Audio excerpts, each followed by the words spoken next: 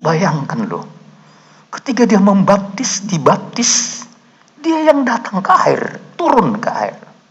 Ya. Sama siapa dia datang? Sama Yohanes Pembaptis. Siapa Yohanes Pembaptis?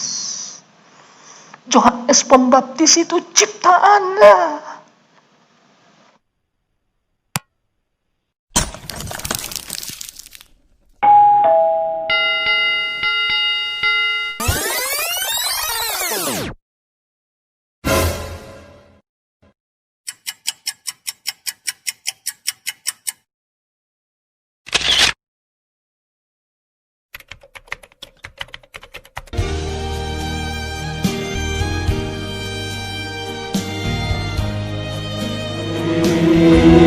Haleluya. Haleluya. Engkau patut disembah, dipuji. Engkau patut dimuliakan. Karena karya terbesarmu luar biasa, Tuhan. Karya terbesarmu bukan langit dan bumi ini, tapi karya terbesarmu adalah keselamatan yang kau sediakan di dalam Kristus untuk kami. Kami orang berdosa mendapat kemurahan. Engkau tolong kami, Tuhan. Karena kami tahu kalau bukan karena Engkau rela mati di kayu salib, kami semua sudah binasa. Tapi karena Engkau rela mati di kayu salib, keselamatan Engkau berikan kepada kami. Engkau gantikan dengan kematian-Mu, dengan kesengsaraan salib yang luar biasa. Tuhan, ajar kami memandang Engkau, memandang Kristus yang sudah mati di kayu salib, yang sudah bangkit dari antara orang mati. Dan kami juga mohon kemurahan-Mu, buka mata kami, Tuhan, untuk dapat melihat kedatangan Tuhan yang sudah dekat, sangat dekat. Kami tidak boleh bermain-main lagi atas kesempatan ini. Tolong hidup kami, Tuhan.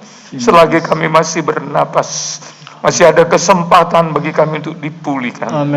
Oh Roh Kudus, mari Tuhan.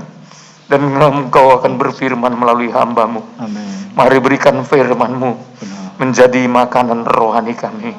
Di tengah-tengah fisik hamba-Mu yang menurun, hamba-Mu terlalu yakin firman-Mu tidak pernah menurun. Kuasa-Mu tidak pernah menurun. Kuasa-Mu hebat sekarang dan sampai selama-lamanya. Mari Tuhan tolong seluruh jemaat yang boleh hadir, biar mereka menangkap apa yang menjadi kerinduan Tuhan. Kau hamba-Mu juga urapi, supaya dengan pengurapan baru hamba-Mu bisa menyampaikan apa yang menjadi kehendak Tuhan. Segala tipu setan, kuasa gelap, roh jahat, pendakwa, penipu, kami usir itu jauh-jauh dari tempat ini.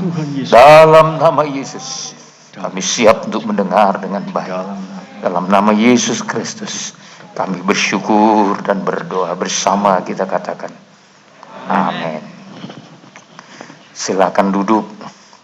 Bapak, Ibu, saudara-saudaraku yang kekasih, saya mengucapkan selamat hari Minggu. Salam sejahtera buat kita sekalian ya. Shalom. Shalom.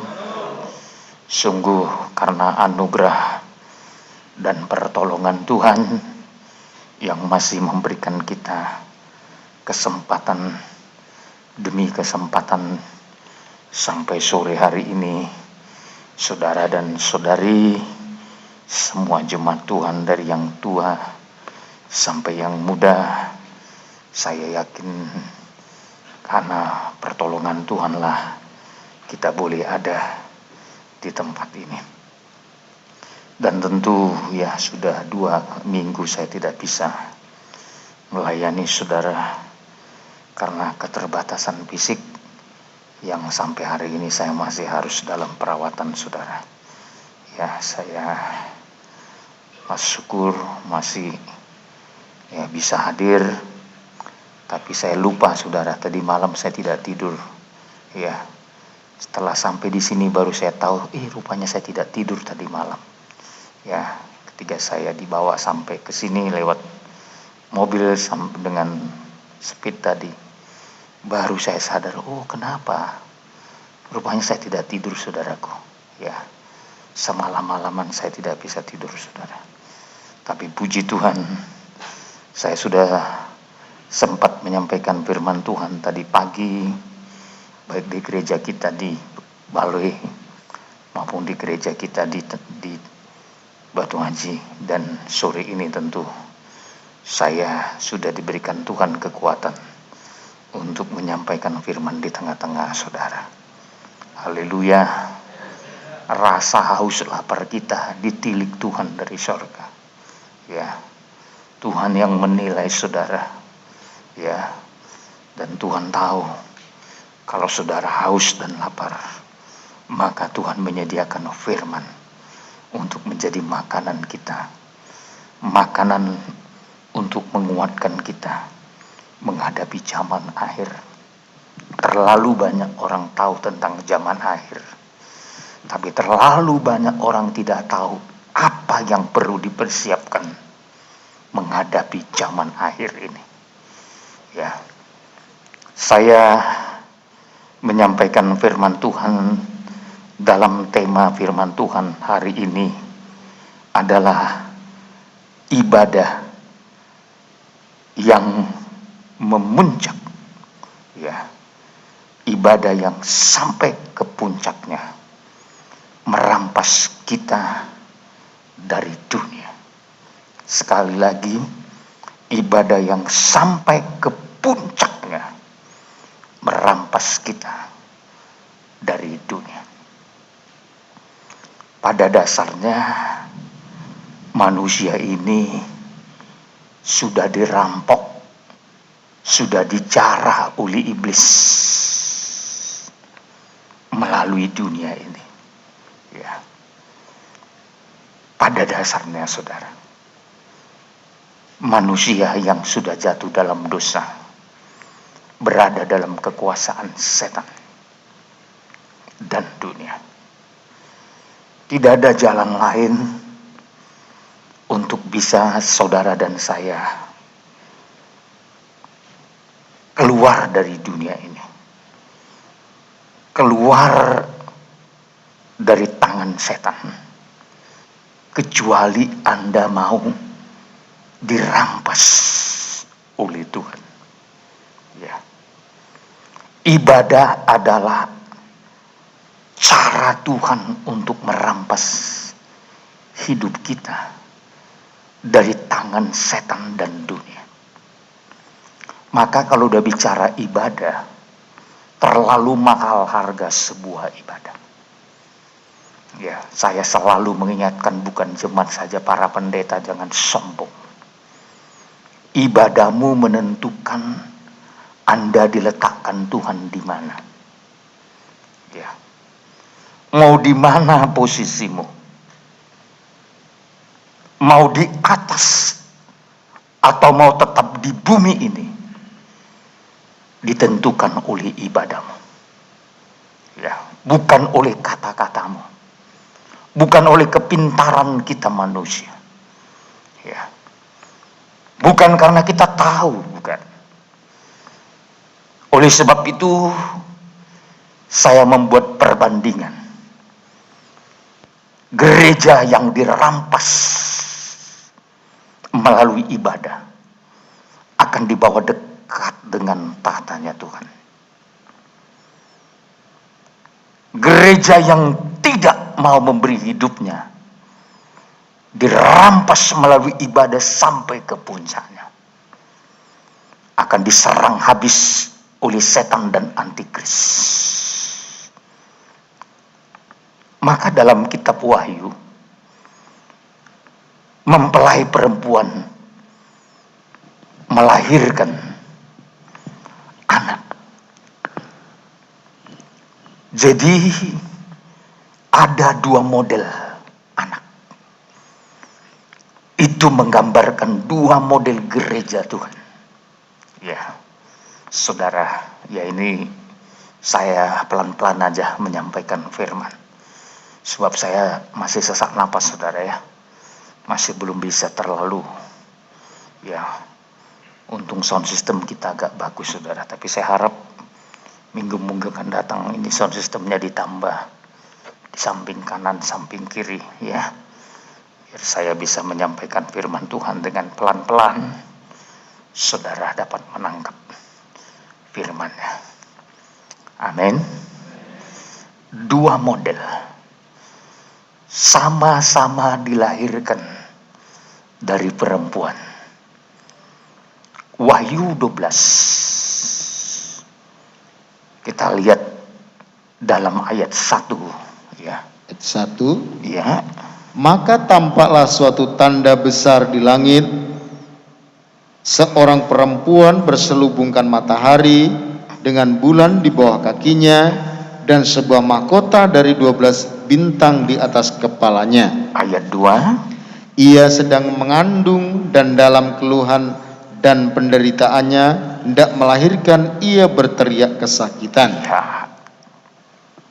Ini yang dikandungnya tentu adalah gereja Tuhan yang dipersiapkan. Ya. Tentu saudaraku, gereja itu mengandung benih firman Tuhan. Ya. Tentu karena mengandung benih firman Tuhan, yang lahir adalah sebuah tubuh. Itulah gereja Tuhan. Ya. Tapi saya mau katakan, setan udah ngintip sejak mempelai perempuan masih mengandung. Ya. Jadi setan itu sudah mulai mengintip kehidupan kita saat kita mulai percaya. Ya, saat kita mulai terima Yesus. Saudara, menerima benih firman Tuhan bagaikan mengandung. Ya, jadi kalau saudara belum percaya, setan tidak perlu mengganggu saudara. Ya.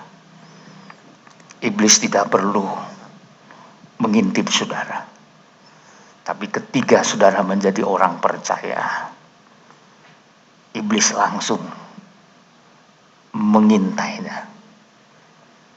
Jangan sampai dia lahir dengan normal. Kalaupun lahir, setan berusaha menerkamnya. Makanya saya mau katakan, orang Kristen itu harus lahir dengan normal. Amin kan dulu. Saudara harus menjadi orang Kristen yang normal secara rohani. Tanda kelahiranmu jangan sampai dipertanyakan. Lahir barumu harus beres. Banyak orang ngaku-ngaku lahir baru, tapi tidak dibuktikan dengan hidup yang menunjukkan benar-benar lahir baru yang sesungguhnya. Ya. Kalau lahir baru yang sesungguhnya ada tanda darah, ada tanda air, ada tanda roh. Artinya lahir baru yang sesungguhnya ada tanda pendamaian. Ya. Darah itu berbicara pendamaian. Ya, jadi kalau udah lahir baru, Tuhan periksa apakah saudara sudah berdamai. Berdamai dengan Tuhan dan berdamai dengan sesama. Ya, ini tanda darah itu saudara. Kalau tidak ada tanda darah, nanti Anda bukan gereja yang siap setia. Ya, suratan Yohanes itu mengatakan, ya, ada tanda darah, ya berarti sudah ada pendamaian. Ya, saya pelan-pelan dulu. Ya, ini satu koreksi untuk kita. Adakah tanda pendamaian itu dalam hidup kita? Ya, baik terutama dengan Tuhan, baru meningkat dengan sesama yang paling dekat dengan suami atau istri atau anak-anak. Ya, ini saudara. Jadi kalau suami istri saja tidak ada tanda pendamaian, ini belum memiliki tanda kelahiran baru yang benar. ya dengan sesama, ya dengan sesama jemaat. Bagaimana Anda bisa berdamai dengan orang luar sana? Dengan sesama jemaat saja belum nampak ada tanda pendamaian. Saya harap saudara nangkap. Amin. Amin. Haleluya. Ini harus jelas saudara, ya. Dengan sesama, ya. Ya, ini masih di antara lingkungan kita, nanti akan meningkat sampai kepada orang-orang lain, termasuk orang seberang, ya. Termasuk saudara-saudara kita yang tidak seiman dengan kita.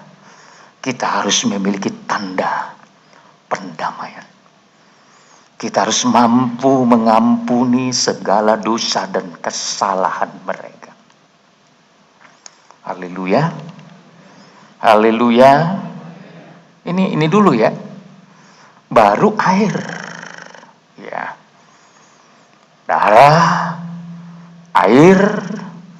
Berarti kalau bicara tentang air, ada tanda kehidupan kita yang sudah menyatu dalam kematian dan kebangkitan Kristus. Itu baptisan. Orang lahir baru itu harus merendahkan diri.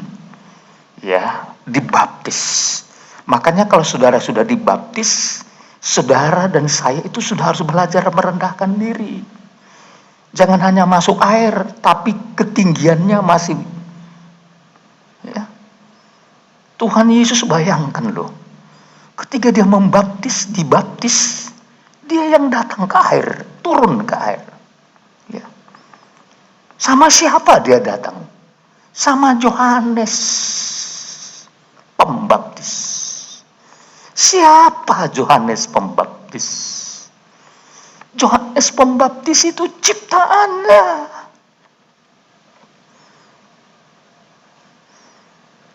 Tapi baptisan bukan saja menunjukkan pertobatan, tapi baptisan adalah praktek merendahkan diri. Haleluya. Maka kalau orang udah dibaptis itu seharusnya sudah rendah hati. Jadi kalau ada orang dibaptis lalu anggar jago, oh ini bukan air, bukan tanda air, saudara. Ya, orang kalau udah memberi diri dibaptis, dia itu menjadi orang yang mengambil tempat direndah, ya seperti Yesus. Yohanes tidak terima, saudara. Yesus datang ke Sungai Yordan. Yohanes sempat nolak. Masa engkau yang datang kepadaku? Seharusnya aku yang datang kepadamu. Tapi apa kata Yesus? Demikianlah sepatutnya. Orang yang mau melakukan kebenaran firman, dia harus mempraktekkan hidup seperti apa yang difirmankan Tuhan. Lalu Yohanes menuruti. Dia baptis Yesus. Dan ketika Yesus dibaptis, saudara, turunlah Roh Allah seperti burung merpati. Setelah ada tanda darah, tanda air, baru tanda roh. Roh. Jadi kelahiran baru itu ditandai dengan 3 hal penting. Pendamaian berarti terjadi pengampunan dosa. Yang kedua, terjadi kerendahan hati. Yang ketiga, Roh Kudus turun atas hidup kita. Ini masih level dari level lahir baru, ya. Terlalu banyak saudaraku orang Kristen masih sulit menunjukkan 3 poin ini. 3 poin ini. Masih banyak pergumulan kita. Orang Kristen belum memahami 3 poin ini adalah tanda yang harus dimiliki.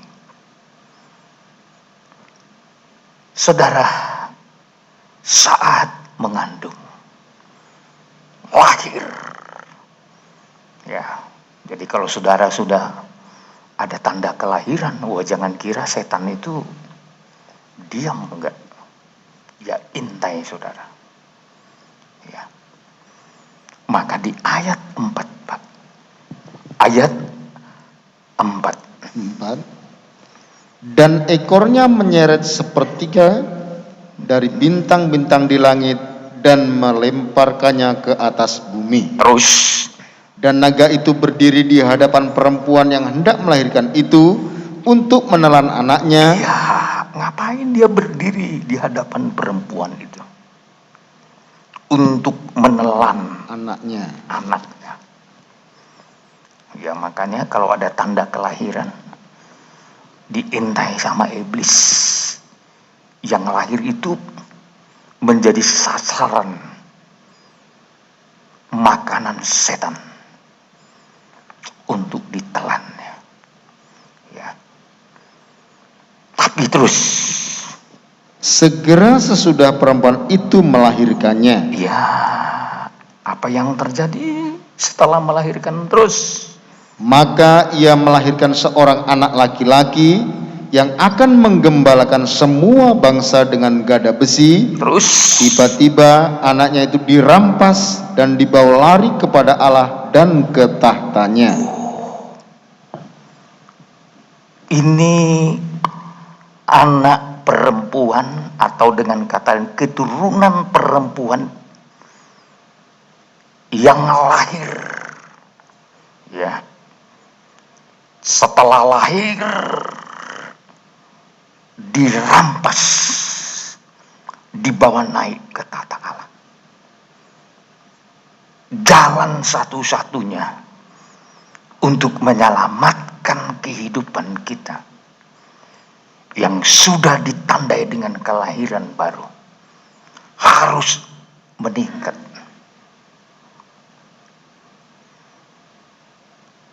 Siapa, kekuatan apa yang bisa merampas kita untuk naik sampai ke tahta Allah? Ini yang perlu kita pahami. Maka saya beri tema ibadah yang sampai kepada puncaknya merampas kita dari dunia ini. Setelah ada tanda kelahiran, setan terus mengintip, bahkan lebih gencar. Setelah lahir dia mau caplok terus, mau dia telan anak dari perempuan ini. Tapi datang pertolongan. Pertolongannya adalah dilarikan naik sampai ke tahta Allah. Ini adalah berbicara ibadah yang sampai kepada puncaknya.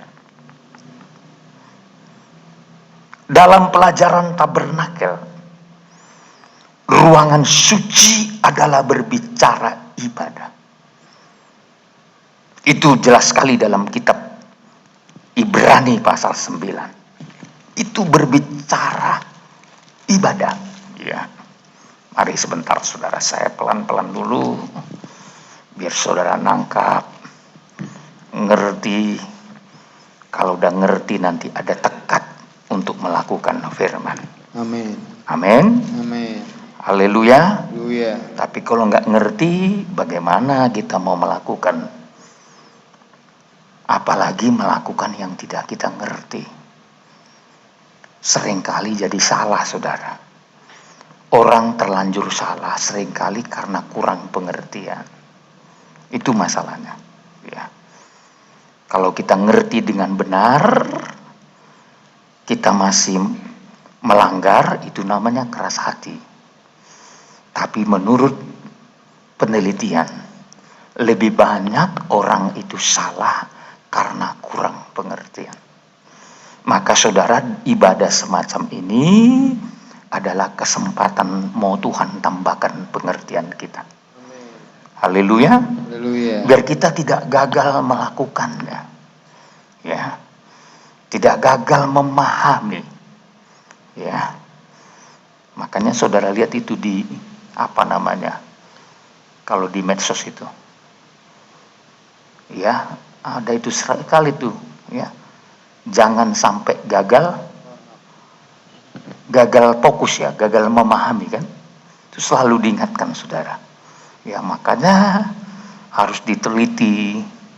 Setelah diteliti sudah benar baru di-share, ya. Jangan saudara share yang belum Anda teliti, Anda pahami, ya. Itu bahaya sekali saudara. Ya, saya hari ini berduka saudara, karena harus menghadapi jemaat yang kena COVID-19. Bukan saja orang tuanya yang kena, anaknya pun kena saudara. Ya. Padahal saya sudah berkali-kali mengatakan, ayo kita pahami dulu. Pahami dengan benar, ngerti dengan benar. Sekitar 99, sekian menurut penelitian. Orang yang pakai masker, orang yang sering cuci tangan, orang yang jaga jarak tidak kena. Ya. Itu menurut penelitian saudara. Ya. Apalagi ditambah dengan mengkonsumsi makanan yang bervitamin, yang mampu membangkitkan kekebalan tubuh. Ya, saya bukan orang kesehatan. Ya, saya waktu dicek sama dokter beberapa waktu yang lalu, berapa hari yang lalu, saya harus di ronsen, ya, 2 kali saudara. Bagian depan dengan bagian belakang, ya, harus di ronsen. Lalu saya bilang, dok, kira-kira saya ini gimana dok?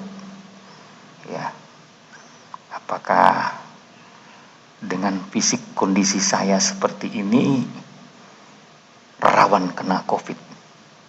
Dia bilang, Pak Pendeta, sebenarnya Pak Pendeta ini saya tidak meragukan Bapak, tidak mungkin Bapak bisa kena, karena Bapak terjaga terus, ya, terjaga terus, termasuk dia selalu melihat kita dengan mengikuti semua protokol kesehatan, termasuk vitamin-vitamin yang saya makan, obat-obat yang saya konsumsi.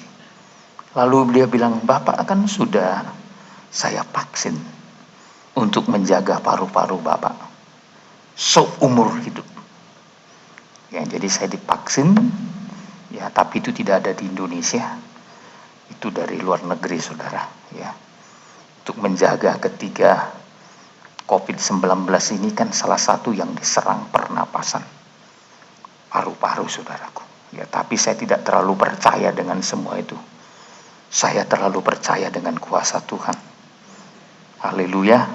Ya, sekalipun hal-hal yang jasmani kita kerjakan, hal-hal yang rohanilah yang menjadi pertolongan utama dalam hidup kita. Saudara, ya, ruangan suci itu berbicara ibadah. Dalam ruangan suci dalam tabernakel Musa ada tiga alat yang kita kenal. Ini tabernakel Musa ya, yang kita lihat ini tabernakel Musa ya. Mohon maaf saya nggak bisa melihatnya ya. Saudara lihat sendiri, jadi saya nggak bisa tunjukkan saudara ya, karena mata saya agak terganggu saudara ya, nggak bisa saya lihat itu ya. Jadi ya, itu bicara ibadah.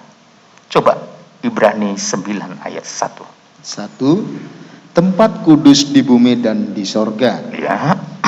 Memang perjanjian yang pertama juga mempunyai peraturan-peraturan untuk ibadah dan untuk tempat kudus buatan tangan manusia. Iya. Jadi ini bicara Ibadah. Tempat kudus itu merupakan berbicara ibadah. Teruskan. Sebab ada dipersiapkan suatu kemah, yaitu bagian yang paling depan, dan di situ terdapat kaki dian dan meja dengan roti sajian. Bagian ini disebut tempat yang kudus. Kitab Ibrani menerangkan, ya, sepertinya berbeda dengan tabernakel Musa. Ya, yang biasanya dalam tabernakel Musa itu ada meja roti, ada pelita, ada mesbah dupa di ruangan suci. Tapi di sini, saudara, ya, tinggal dua. Alat yang satu terangkat. Ya, ini bicara ibadah, saudara. Ya, jadi ibadah juga ada waktunya akan mengalami peningkatan. Ya, peningkatan di mana tempatnya? Ayat 3. Di belakang tirai yang kedua terhadap suatu kemah lagi yang disebut tempat yang maha kudus. Maha kudus. Perhatikan ya, biar saudara dapat mengerti dengan baik. Terus di situ terdapat mesbah pembakaran ukupan dari emas. Oh, sekarang naik dia. Mesbah pembakaran ukupan dari emas. Berarti di sini berbicara puncak ibadah. Ya. Naik ke atas. Terus. Dan tabut perjanjian yang seluruhnya disalut dengan emas. Di dalam tabut perjanjian itu tersimpan buli-buli emas berisi mana, tongkat Harun yang pernah bertunas, dan loh-loh batu yang bertuliskan perjanjian. Sekarang naik ke level yang tertinggi. Ruangan Maha Kudus itu tempatnya tahta Allah. Tempatnya peti perjanjian. Tempatnya tutup pendamaian. Tempatnya skina glory Tuhan. Saya mau tekankan, ibadah yang sampai memuncak, ini yang mengangkat, ini yang membuat terangkat sampai dekat dengan tahta Allah.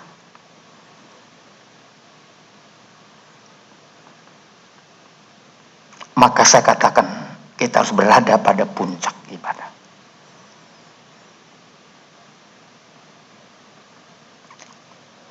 Bagaimana syaratnya supaya kita sampai kepada puncak ibadah?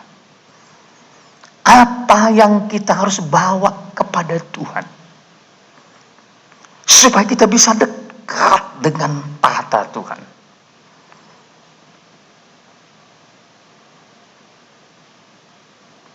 Apa yang harus kita persembahkan? Dalam mesbah dupa, daging tidak boleh dipersembahkan. Yang bisa dipersembahkan dalam mesbah dupa adalah rempah-rempah yang sudah digiling halus,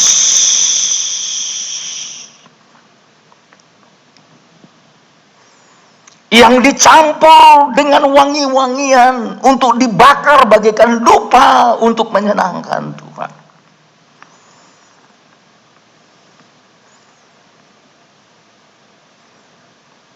Puncak ibadah yang kita bawa sesuatu yang sudah dihaluskan, sudah digiling halus.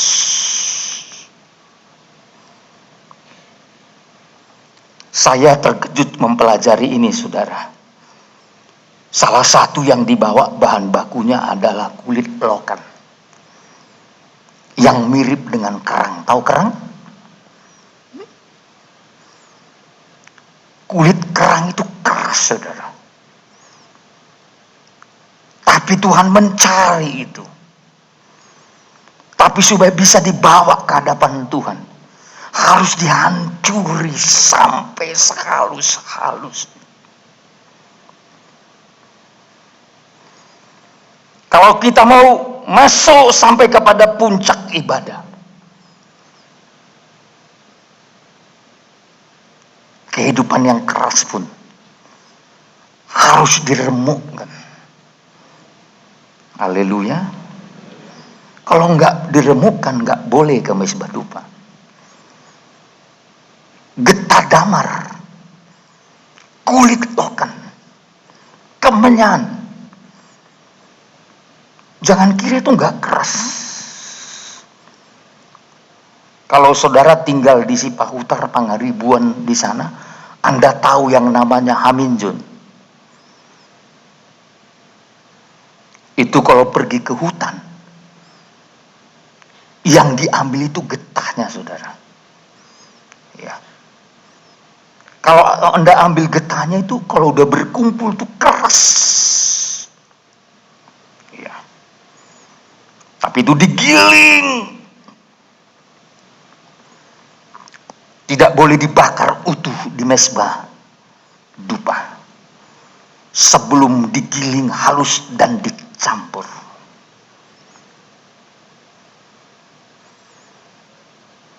Kulit lokan, kalau Anda pijak, kaki Anda yang terluka. Ya. Coba, nggak percaya silakan saudara. Ambil kulit kerang, kulit lokan itu jejerin, saudara jalan di situ. Kaki saudara bisa terluka. Sebenarnya yang diproses untuk menjadi dupa di mezbah dupa itu bukan kehidupan semua yang baik-baik, enggak. Ada kehidupan yang menyakitkan Tuhan, menyakitkan orang lain. Tapi prosesnya harus dia tempuh dengan digiling halus. Kalau saudara mau dibawa naik ke tahta Tuhan, saya berkali-kali mengatakan, ambil sikap hari-hari ini untuk digiling halus. Haleluya. Dalam nikah, suami harus mau digiling halus. Istri harus mau digiling halus.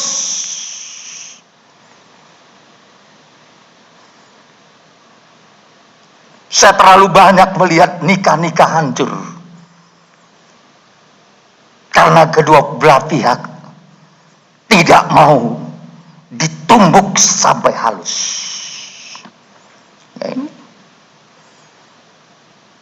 harus mau dong ditumbuk sampai halus. Ya. Istri jangan berubah menjadi kasar. Enggak, amin saudara. Anda dicintai suamimu, disayangi. Salah satu kalau saudara bisa melunjukkan kelemah lembutanmu. Suratan Petrus mengatakan, perhiasanmu dari roh yang lemah lembut. Ya. Jangan mentang-mentang suamimu masih setia, kau anggap setia selamanya. Kalau engkau tidak mau digiling halus, satu kali suamimu bisa berubah setia. Demikian kebalikannya, saudara.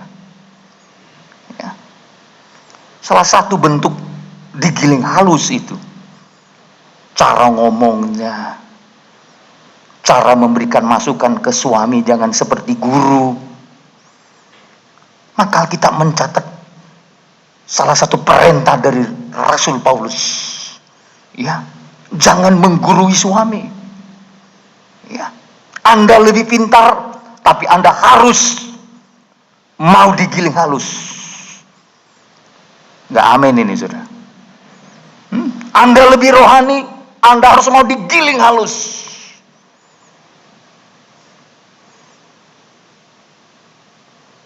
Kita meninggalkan karena merasa suami belum bertobat. Suka-suka hati kita ngomong. Ya. Kita pikir kita lebih rohani dari mereka. Begitu juga kebalikannya, saudara. Kulit lokan, getah damar, dan semua rempah-rempah yang lain itu diaduk menjadi satu. Jadi ibadah yang memuncak itu, ibadah yang sampai ke ruangan Maha Kudus itu, mesbah dupa yang terangkat itu sampai ke naik ke atas, saudaraku, adalah kehidupan yang sudah diaduk menjadi satu. Kenapa bisa menjadi satu? Karena sudah halus. Suami istri pun susah bersatu kalau tidak mau dihaluskan. Mungkin di depan orang gampang ngomong mami papi. Sini nggak ada, saudara. Itu di sana sini, saudara. Ya.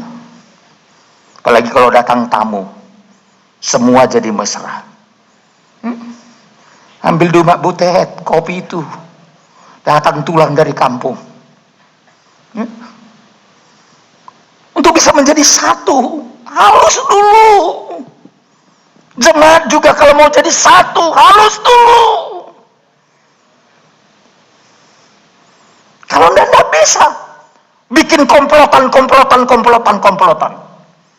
Mudah-mudahan tidak ada di sini. Kenapa kita tidak bisa satu? Karena nggak mau halus. Coba mau halus semua. Semua tertolong. Dalam nikah, dalam hidup suami istri, anak-anak akan bisa menyatu antara orang tua, antara mertua dengan menantu. Kalau semua sama-sama halus. Haleluya. Susah terima mertua di rumah. Kalau Anda sudah halus, serasa tidak sulit, saudara. Susah melayani orang tua. Ada bilang sama saya, Pak, orang tua saya makin tua makin rewel, katanya. Gak apa-apa, kalau kau halus bisa kau layani dengan baik. Serewel apapun mereka, sebanyak apapun permintaannya, kalau Anda sudah digiling halus, Anda bisa menyatu dengan mereka. Haleluya. Yakin, saudara? Dengan yang lain juga begitu. Ya, apalagi kita bicara, ya ini mau Natal, saudara. Saya akan tetap mengadakan ibadah Natal. Tetap kita adakan. Tapi mungkin konsumsinya kita robah, saudara. Iya, pakai kota aja. Iya. Mungkin nanti dari Batam dan undangan-undangan kita terbatas. Tapi saya rindu jangan sampai tidak ada Natal. Tetap kita adakan perayaan Natal. Saya harap setelah Natal COVID ini akan berhenti. Haleluya. Supaya kita bisa mengadakan fellowship. Ya. Saya sangat terharu karena beberapa waktu yang lalu saya pulang dari rumah sakit dari Tanjung Pinang.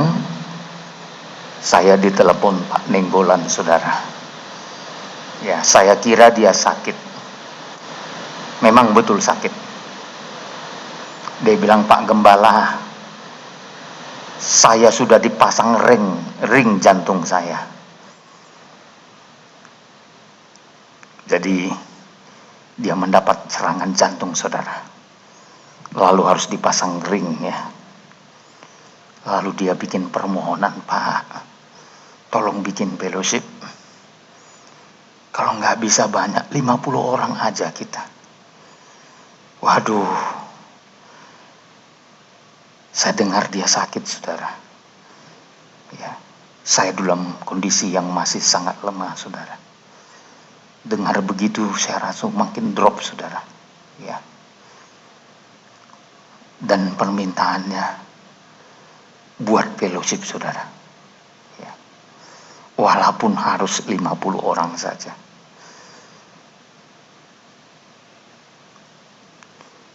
Dalam hatiku jangan sampai menjadi permintaan terakhir.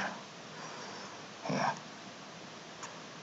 Saya bilang ya, kita doakan supaya kita bisa lakukan itu di bulan Januari. Sekali lagi, ibadah merampas kita untuk naik ke tata Allah.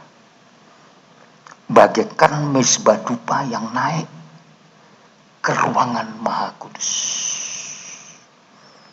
Jadi kalau berbicara puncak ibadah itu adalah berbicara kehidupan yang dipersembahkan, menyenangkan hati Tuhan.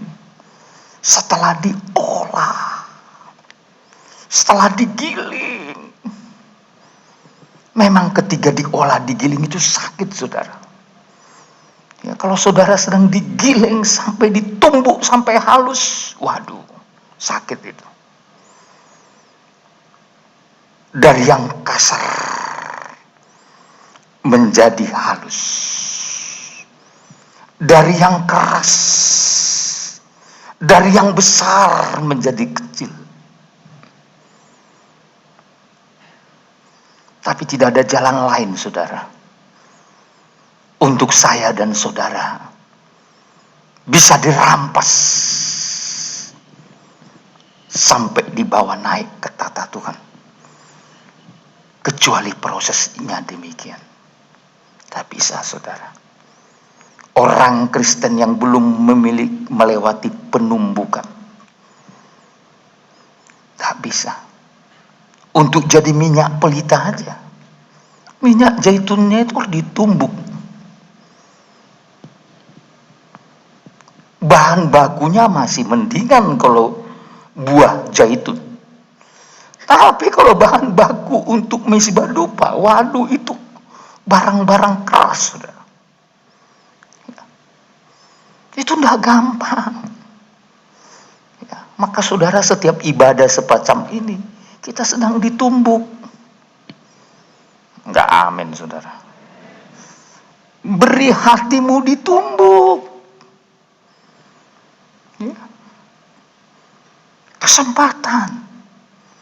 Pulang dari ibadah, seharusnya sudah berhasil setelah ditumbuk, pulang ke rumah berubah.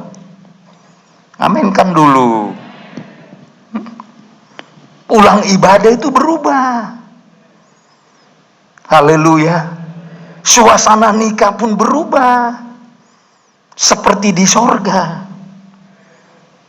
Ini kurang kuat, amin.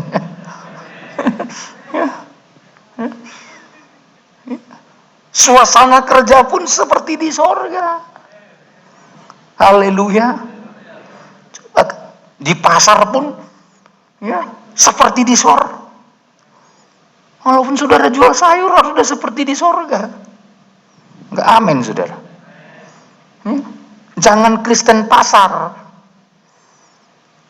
Seruling ditiup katanya kamu tidak menarik. Kita harus menjadi Kristen yang jelas.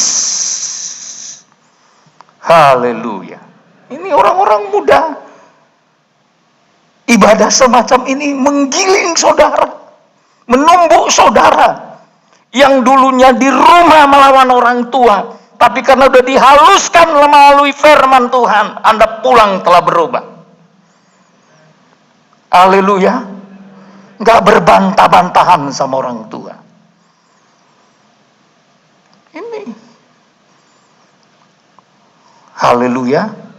Oh, ini pelajaran ini kalau dikaitkan dengan pelajaran tabernakel, kita ngerti arti rohani yang sesungguhnya. Jadi Wahyu pasal 12. Pertama ditunjukkan keturunan perempuan yang dilarikan sampai ke tahta. Yang dirampas dari dunia sampai ke surga. Saya mau katakan miliki ibadah yang bisa merampas saudara dari dunia ini. Jangan sampai saudara beribadah karena tidak sampai kepada puncak ibadah, saudara tetap menjadi milik dunia. Tapi mulai saat ini, mari kita berikan hidup kita untuk dirampas oleh Tuhan. Haleluya. Melalui penyerahan hidup kita, melalui penyembahan di dalam roh dan kebenaran, melalui hidup kita yang sudah digiling oleh Tuhan. Haleluya. Kita dibawa naik ke tahta Tuhan. Dekat dengan tahta. Tapi perbandingan yang kedua, saya sangat ngeri saudara. Ada juga keturunan perempuan yang lain. Gereja yang tertinggal. Kenapa tertinggal? Mari saudaraku.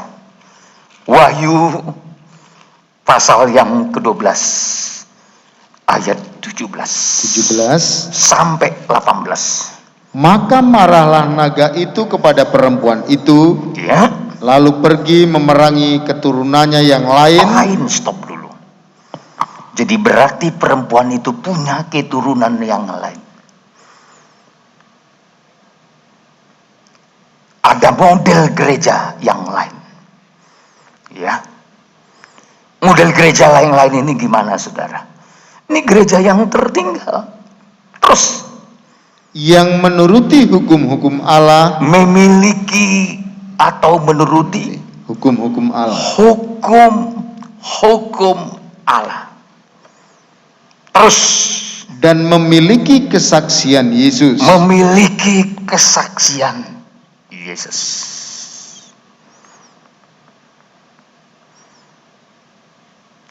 Punya hukum itu udah bagus. Bagaikan punya meja roti. Punya kesaksian itu udah bagus. Bagaikan memiliki pelita emas. Tapi sayang sekali, ibadah mereka di tepi pantai tidak pernah dirampas naik ke atas. Coba ayat 18. Dan ia tinggal berdiri di pantai laut.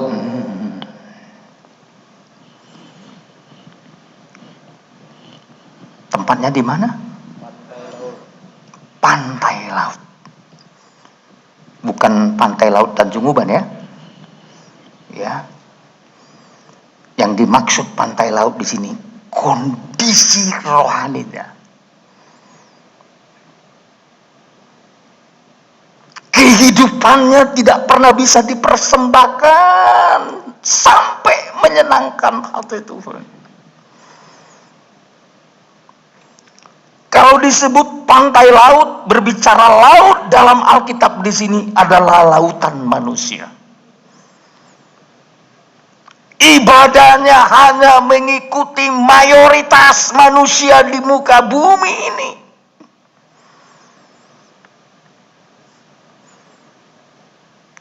Patokannya orang banyak, bukan firman Tuhan patokannya. Dan pantai laut ini adalah tempat munculnya antikris. Saya mau katakan kalau Anda menuruti konsep dunia, Anda dekat dengan setan dan antikris.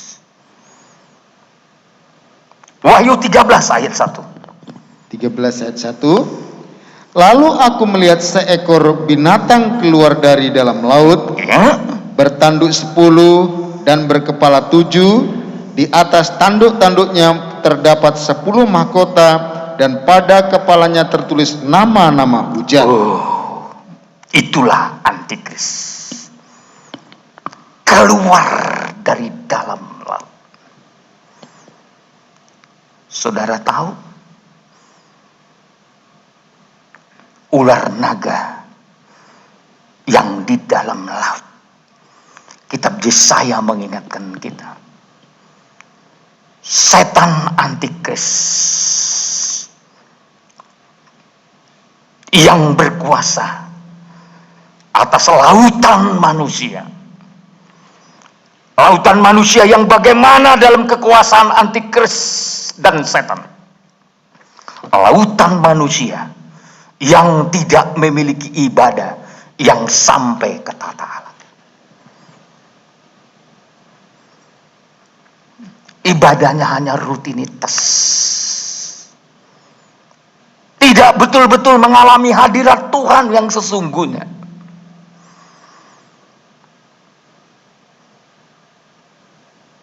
Tujuan hidupnya bukan menikmati hadirat Tuhan.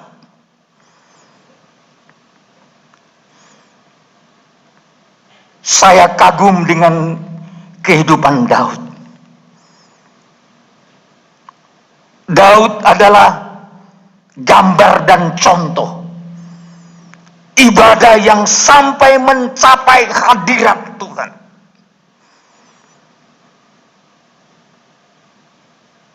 Tapi tidak gampang untuk mencapai ibadah yang mencapai sampai hadirat Tuhan.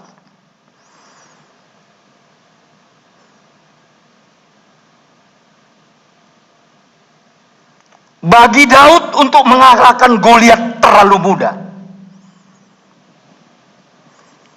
Raksasanya Filistin itu dengan mudah dikalahkan Daud. Tapi untuk membangun ibadah, untuk mencapai hadirat Tuhan, Daud harus bayar mahal harganya.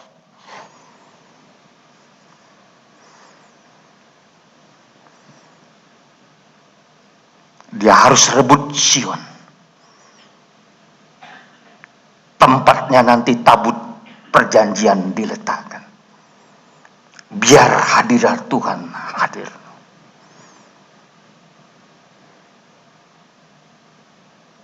Sementara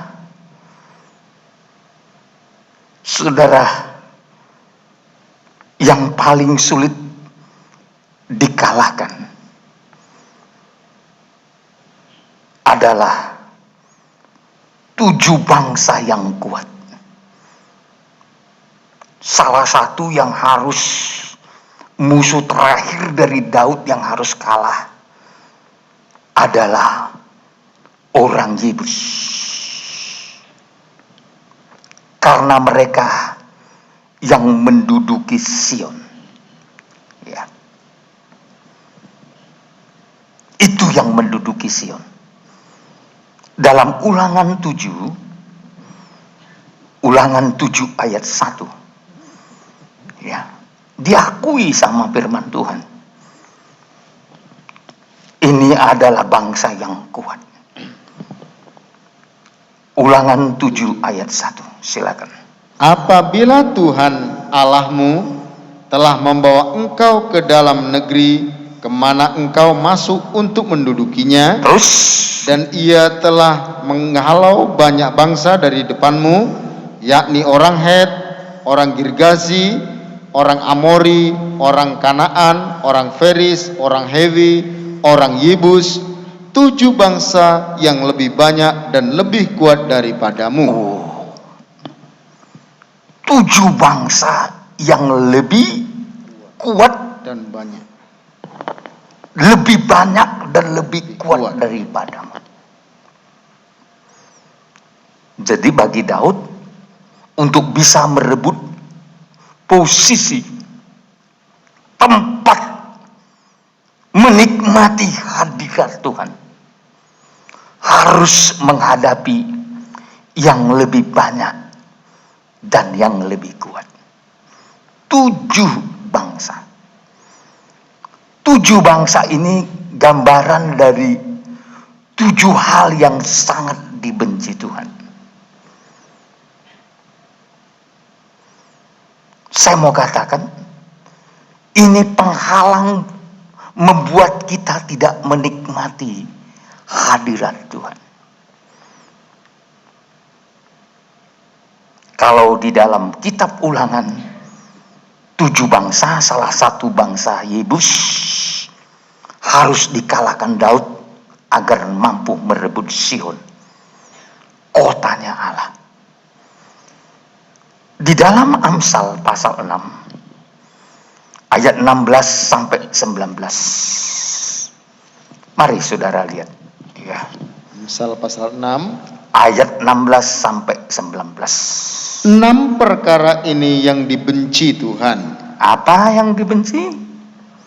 6 perkara. Terus. Bahkan 7 perkara yang menjadi kekejian bagi hatinya. 7 perkara menjadi kekejian bagi Tuhan. Apa itu terus? Mata sombong. Stop dulu. Apa? Mata sombong. Mata sombong. Orang sombong nampak dari matanya loh. Cara lihatnya, cara memandangnya terhadap orang lain.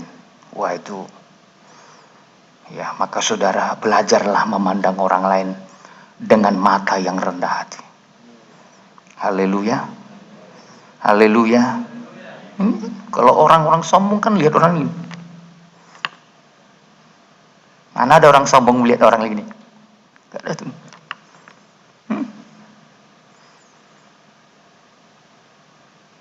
Mata sombong. Takkan pernah mengalami kebangunan rohani. Gak pernah. Ya. Kebangunan rohani itu akan tetap ada dalam hati kita. Ketika kita memiliki cara memandang orang lain itu dengan benar. Haleluya. Haleluya. Mau menyaksiin orang, mau mengajak orang dekat sama Tuhan. Terus apa lagi? Lidah dusta. Lidah Dusta. dusta. Itu yang kedua ya. Ya. Kalau kitab Yakobus ini paling susah dikendalikan. Lidah ini paling susah saudara. Ya. Ya Pak, apa suami Ibu Maike itu apa? Apa? Inilah saya udah lupa ini. Padahal sering ketemu Pak Freddy ya? Hah? Reki ya, aduh ini Reki inilah. Ya, padahal belum tua sekali saya. Ya, Pak Reki ya. Dia biasa bawa kapal kan. Ya. Untuk mengendalikan kapal sebesar itu, saudara. Itu alatnya sangat kecil, saudara. Ya. Itu digambarkan bagaikan lidah. Lidah bisa mengendalikan seluruh tubuh kita. Mau masuk neraka atau mau masuk sorga, salah satu penentunya lidah kita.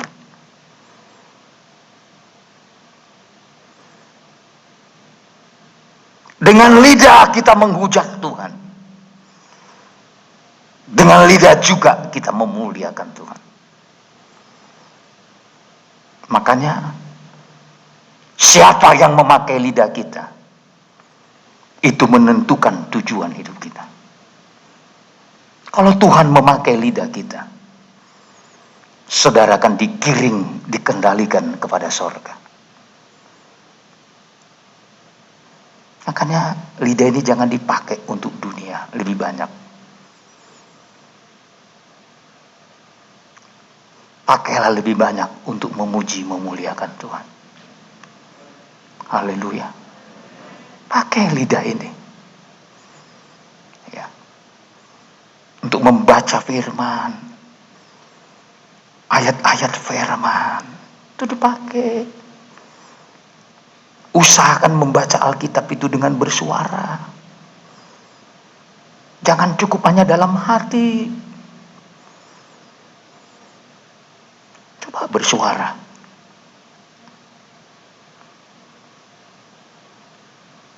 Terus Pak.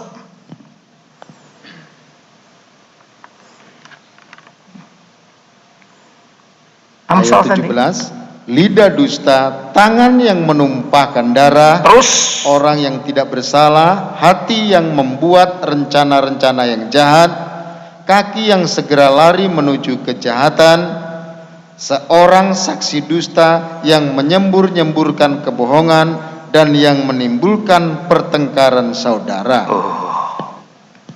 Puncaknya pertengkaran saudara.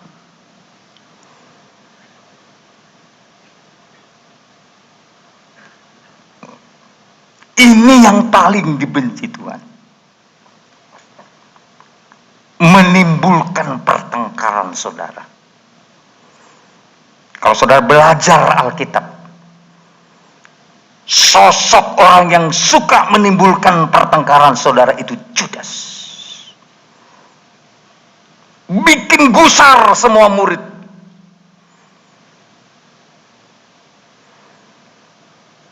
Makanya selama pertengkaran saudara tidak dilepaskan dari kehidupan kita, takkan pernah terjadi kebangunan rohani. Gak pernah. Maka selama Judas belum meninggalkan persekutuan para rasul, Yesus tidak bisa berbicara perkara yang dalam-dalam.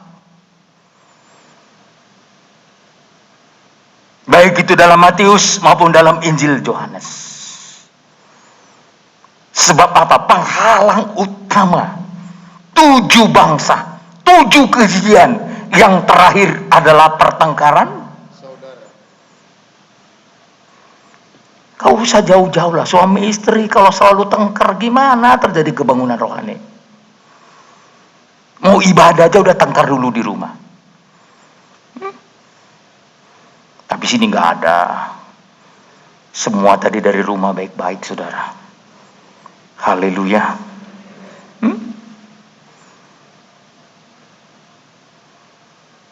Makanya dijaga damai sejahtera itu.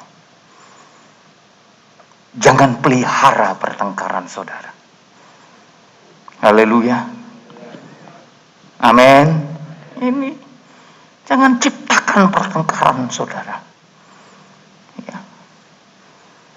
Gak usah nyindir-nyindir suami atau nyindir-nyindir istri. Ya. Kalau ada sesuatu yang salah dari suami, sampaikan dengan roh lemah lembut.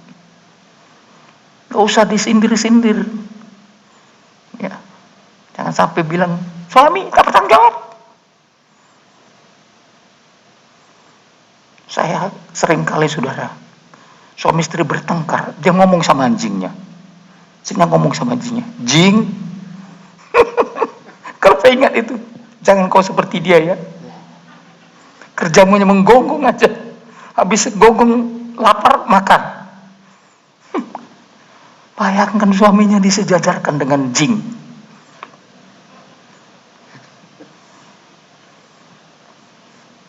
Tapi sini nggak ada.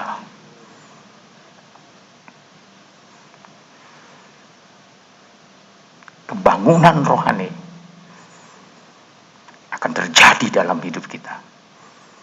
Ibadah kita akan memuncak ketika kita singkirkan pertengkaran saudara. Lihat aja dalam Alkitab. Mereka yang berkumpul itu sehati. Maka Tuhan menambahkan bilangan mereka, jumlah mereka. Kalau Anda rindu Tanjung Uban ini dimenangkan bagi Tuhan, tidak cukup hanya saudara minta sama Tuhan, tapi buktikan Anda tidak lagi bertengkar antara saudara. Haleluya. Haleluya. Ini baru Tuhan tambahkan.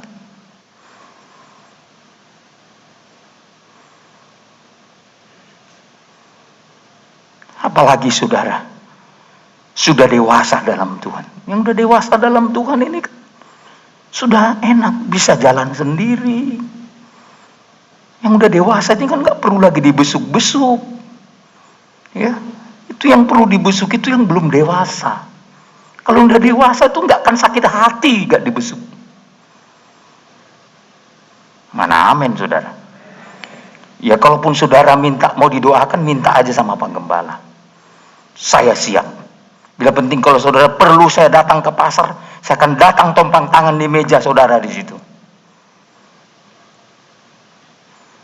Tapi kadang saya segan sebagai gembala kalau pergi ke pasar. Saya takut memberatkan saudara.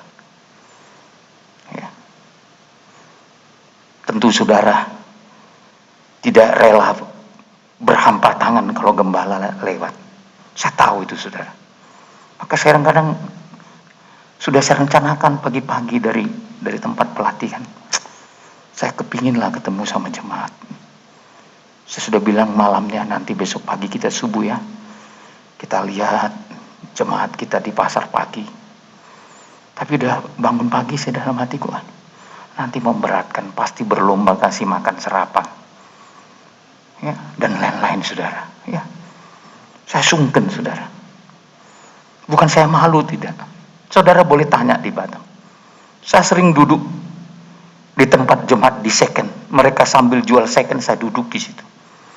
Orang pada kenal saya pendeta, saudara. Ya, Pak Pendeta. Termasuk orang jualan-jualan di sana. Di luar anak Tuhan. Nah, bagi saya tidak ada gengsi melayani ini. Ya. Bagi saya pelayanan itu adalah sesuatu yang paling berharga. Tapi ada satu hal, kami sebagai gembala sungken. Tahu sungken? Orang Jawa bilang apa itu artinya, Nes? Ya aku mana tahu gue.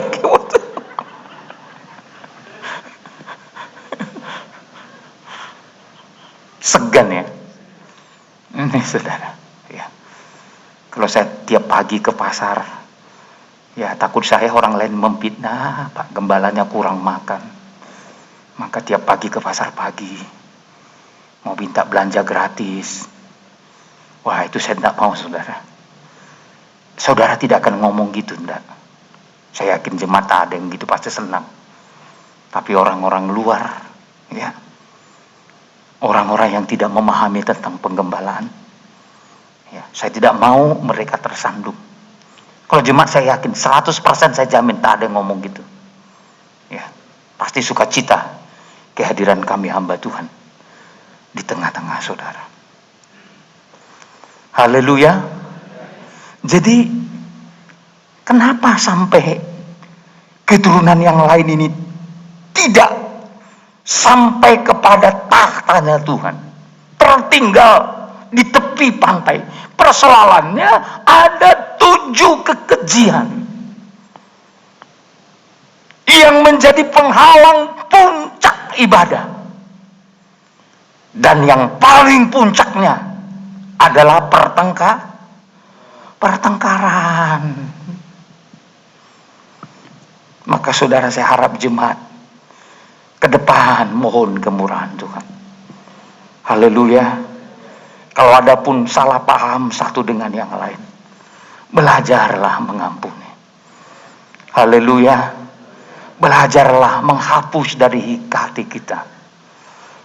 Ya, amin. Belajar kita singkirin. Tuhan, kami mau mengalami kebangunan rohani. Kami mau siap menyongsong kedatangan Tuhan kali yang kedua. Haleluya. Ini yang menjadi pergumulan kita semua. Baik yang muda, yang tua, siapapun kita. Sama-sama benih dari perempuan. Sama-sama gereja Tuhan. Tapi Tuhan tunjukkan yang mana yang dapat dirampas sampai kata Allah. Yang mana yang tidak dirampas adalah yang dekat dengan tepi pantai. Dekat dengan lautan. Dekat dengan tempatnya iblis dan antikris. Tapi sore ini biarlah ibadahmu merampas hidupmu dari dunia ini. Amin. Beri Tuhan kesempatan untuk merampas kita semua. Dibawa dekat dengan tahta Tuhan. Nikmati kehadiran Tuhan. Daud sukses karena tujuan hidupnya hanya satu. Mazmur 27 ayat 4 sampai 5. Tujuan hidup Daud hanya satu. Silakan. Mazmur 27 ayat 4. Ya. Satu hal telah kuminta kepada Tuhan. Berapa hal diminta Daud? Satu. Satu hal telah kuminta kepada Tuhan. Terus. Itulah yang kuingini. Itulah yang kuingini. Teruskan. Diam di rumah Tuhan seumur hidupku. Oh, berapa lama menikmati Tuhan? Seumur hidup. Seumur hidup kita menikmati diam di rumah Tuhan.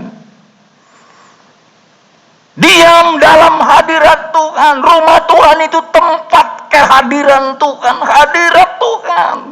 Jadi hadirat Tuhan itu bukan hanya dalam gereja. Di rumah pun saudara harus merasakan hadirat Tuhan. Di pekerjaan pun saudara harus merasakan hadirat Tuhan.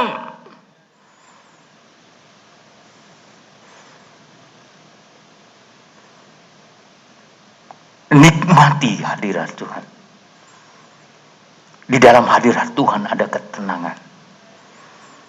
Haleluya. Ada kesejukan. Ada sukacita. Ada damai sejahtera. Coba kalau Anda dalam hadirat Tuhan bekerja, berjualan, lain warna hidupmu. Haleluya. Lain.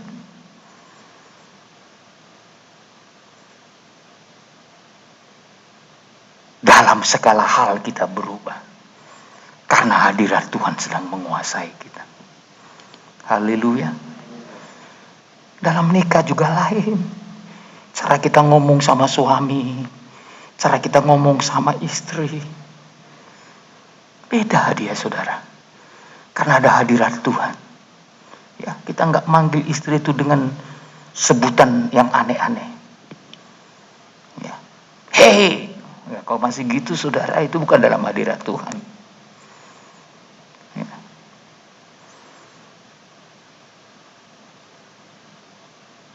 Ada suasana yang sejuk. Haleluya. Haleluya. Enggak kan mungkin nama anak-anak kita ganti dengan nama binatang-binatang. Dalam hadirat Tuhan. Ya. Saya pernah busuk ke rumah jemaat. Saya terkejut ibunya manggil anaknya. Semua nama binatang. Ada yang si tikus lah. Ada yang si anjing lah. Ada yang si kucing lah. Dasaran saya 3 menit di rumah itu. Bu, saya mau berdoa mau pulang, saya bilang. Kenapa cepat kali Pak Gembala? Gak apa-apa, saya bilang. Minum dulu, gak usah Bu, lain kali. Karena anaknya saudaraku bikin kotor rumah ini. Jadi si tikus lah, si kucing lah, waduh. Tapi saya rasa nggak ada jemaat di Tanjung Kebon, nggak ada lagi tuh. Semua udah bertobat saudara. Tapi kurang kuat amin.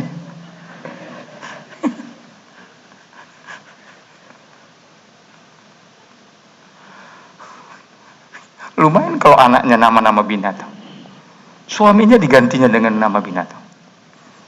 Pada waktu nikah, ditanya sama pendeta, bersediakah kau menerima si Tigor ini menjadi suamimu satu-satunya yang sah menurut kehendak Tuhan? Bersedia Mang Pendeta. Dulu namanya si Tigor, tapi dia ganti karena jengkelnya. Tapi sini nggak ada. Haleluya. Haleluya. Jadi sekali lagi jemaat Tuhan, Daud memiliki satu permintaan, satu hal telah aku minta kepada Tuhan. Itulah yang kuingin. Jadi tujuan hidup Daud hanya satu, bukan jadi raja tujuan hidupnya, bukan jadi orang kaya tujuan hidupnya. Tapi apa tujuannya terus? Menyaksikan kemurahan Tuhan dan menikmati baiknya. Iya, diam di rumah Tuhan seumur hidupku, menyaksikan kemurahan Tuhan dan Mati baiknya. Ini tujuan hidupnya. Tujuan hidupnya sekali lagi bukan jadi raja. Hanya kemurahan Tuhan dia jadi raja. Hanya kemurahan Tuhan dia menjadi orang kaya yang diberkati. Tapi dia berkata, satu hal yang kuingini, satu hal yang telah kuminta kepada Tuhan, menikmati hadirat Tuhan, menikmati kebaikan Tuhan. Haleluya. Anda boleh jadi orang kaya, tapi tujuan hidupmu jangan pernah berubah. Anda boleh jadi pejabat, tujuan hidupmu jangan pernah berubah.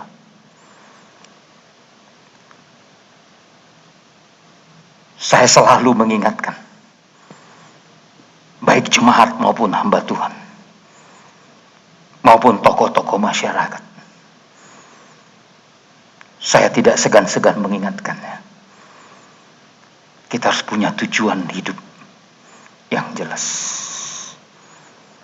Diam di rumah Tuhan seumur hidup untuk menikmati hadirat Tuhan, dekat dengan tahta Tuhan. Haleluya. Anda tidak terhalang apapun profesimu. Anda tidak terhalang bagaimanapun kondisi ekonomimu. Anda bisa leluasa di dalam roh untuk menikmati hadirat Tuhan seumur hidupmu. Haleluya. Haleluya. Haleluya. Ya, sekali lagi, sampai di sini dulu pemberitaan firman. Kita saling mendoakan, biar Tuhan kasih kita sehat, bukan hanya saya. Saudara pun perlu sehat. Haleluya. Jemaat pun perlu sehat, supaya saudara tetap bisa beraktivitas dan beribadah dan melayani Tuhan. Oh, terima kasih Tuhan. Terima kasih Tuhan. Terima kasih Yesus. Terima kasih. Terima kasih Tuhan. Biarlah kami menikmati Engkau. Biarlah kami terus menikmati kehadiran Tuhan. Benar Tuhan, kami tidak dapat hitung kebaikan yang Tuhan sudah berikan. Terlalu banyak Tuhan. Kau sudah melahirkan kami kembali. Kau sudah tuntun kami.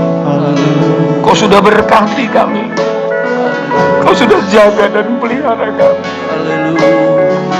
Kau sudah berikan kami terus-menerus tanda pembelaan dan pemeliharaan. Bahkan Kau juga memberikan kami perpanjangan umur. Jemaat-Mu sampai hari ini masih terbela. Sekalipun ada yang kena COVID, tapi Tuhan sembuhkan. Amin. Tapi Tuhan sudah bela. Amin. Kami bersyukur Tuhan. Baik jemaat-Mu yang ada di Tanjung Uban maupun jemaat-Mu yang ada di Batam, di luar Batam. Terima kasih Tuhan. Kami yakin sampai semua selesai merupakan cara Tuhan menggiling hidup kami, supaya halus, supaya bisa dekat dengan Tuhan, supaya menyenangkan hati Tuhan. Terima kasih Bapa. Aku serahkan seluruh hidup jemaat-Mu ini. Biarlah tetap perhatian Tuhan terulur untuk mereka, untuk nikah rumah tangga mereka, untuk usaha pekerjaan mereka. Tuhan, nyatakan pembelaan-Mu. Amin. Buka jalan bagi yang membutuhkan pekerjaan, bagi yang bekerja Engkau berkati, yang berusaha Tuhan sediakan yang terbaik. Sekali lagi, Terima kasih Tuhan, hamba berdoa secara khusus, biarlah terjadi kebangunan rohani Amin. dalam hidup kami pribadi lepas pribadi. sehingga kami makin dekat dengan Tuhan. Kami berdoa jemaat orang-orang tua yang tidak bisa hadir karena harus mengikuti undang-undang pemerintah di negeri kami ini. Anak-anak, hamba berdoa cara khusus untuk mereka. Ketika semua sudah selesai, biar mereka bisa kembali beribadah. Suasana Natal juga sudah menunggu di depan. Hamba berdoa secara khusus, Tuhan buka jalan. Amin. Semua bisa kami kerjakan untuk kemuliaan Tuhan. Terima kasih Bapa. Terima kasih Tuhan Yesus. Kami berdoa untuk bangsa Indonesia, untuk pemerintah kami yang ada, dari mulai Bapak Presiden, Wakil Presiden, para menteri, para kepala daerah. Kami segera menghadapi juga pilkada, baik pemilihan gubernur maupun wali kota maupun bupati. Kami berdoa, kami sebagai warga gereja harus memilih yang menurut kehendak Tuhan, supaya mereka dapat memimpin sesuai dengan panggilan dan pilihan. Terima kasih Tuhan. Terima kasih Roh Kudus. Kami mau tinggalkan tempat ini. Berkati segala korban jemaat, persembahan jemaat, apa saja yang mereka lakukan untuk Tuhan, balaskan berlipat-lipat kali ganda. Dan akhirnya Bapa, kami pulang dengan damai sejahtera. Saudara-saudaraku yang kekasih, arahkan hatimu ke surga. Terimalah berkat Tuhan, kasih karunia dari Tuhan Yesus Kristus, cinta kasih daripada Bapa Surgawi, penyertaan dari kuat kuasa Roh Kudus ada menyertai memberkati saya dan saudara sekarang dan sampai selama-lamanya. Kita adalah keluarga Allah, satu dalam rohnya, satu pengajaran, satu di dalam ikatan kasih pengenalan. Kita keluarga Allah, kita keluarga Allah, kita keluarga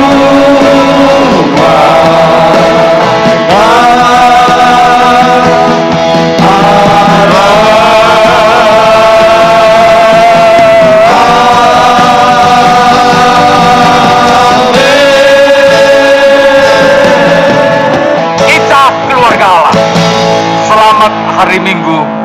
Sampai jumpa di kebaktian kita yang akan datang. Tuhan memberkati. Haleluya. Salam sejahtera, salam persekutuan. Haleluya.